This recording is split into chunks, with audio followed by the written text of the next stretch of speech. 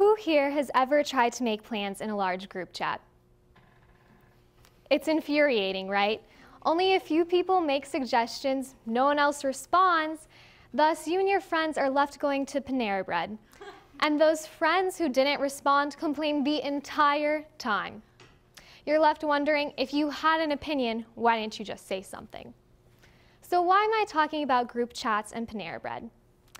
It's the perfect analogy for our voting in America. A little over half of Americans vote, and the rest complain. I noticed this in 2016, so when the 2018 primary came around, I did everything in my power to increase voter turnout. I did voter registration, canvassing, phone banking. It was my first time voting, and I was fired up. Unfortunately, the rest of California didn't share my enthusiasm. We had a voter turnout of 37.5%.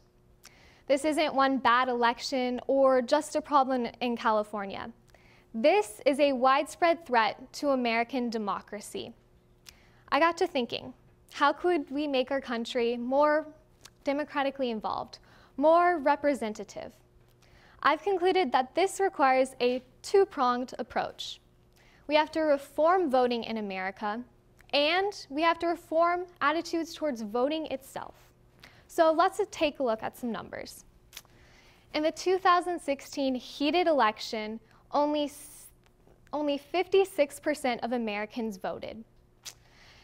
If we look at modern history, our best voter turnout is 63%. This was in 1960. So 63% is relatively impressive. Let's put it in an international context. In France's equally turbulent and divisive 2016 election, they had a voter turnout of 65%. That was their low for the past 3.5 decades. Let's look at some more democracies. In North Korea in 2014, they had a voter turnout of 77%.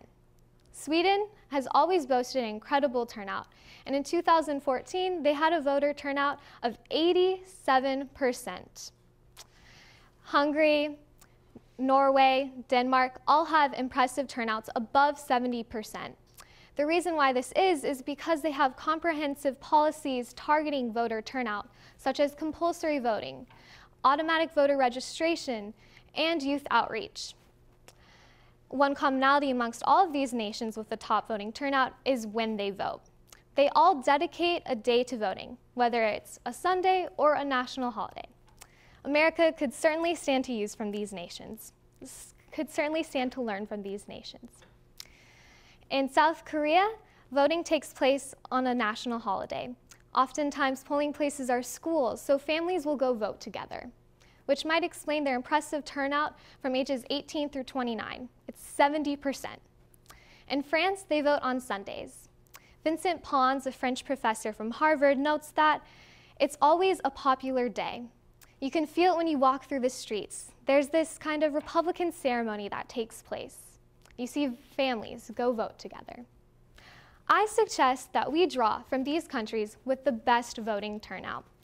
And I know that here in America, we value individuality and the American way.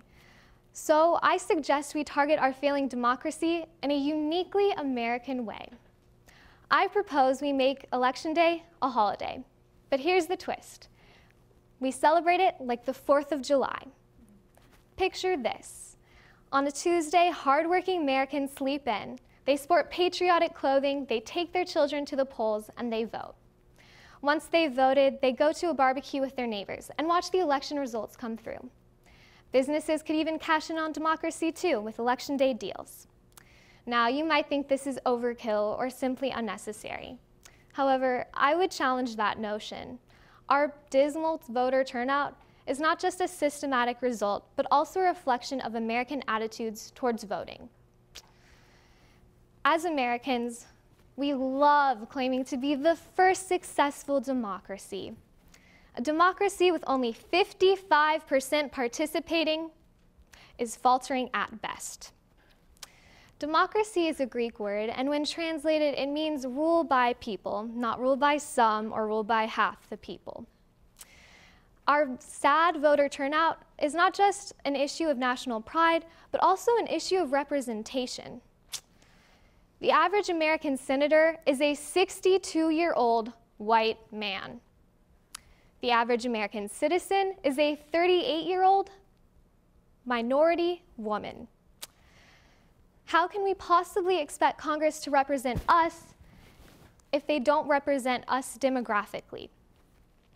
If we increase voter turnout, we increase representation. This isn't some fallacy or some hopeful thinking. This is proven by the Voting Acts Right of 1965. After its passage, more Latinos voted and more Latinos were elected. More African Americans voted and more African Americans were elected. This is no coincidence.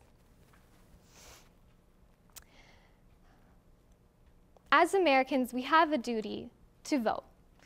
And unfortunately, it's not being taught to our young.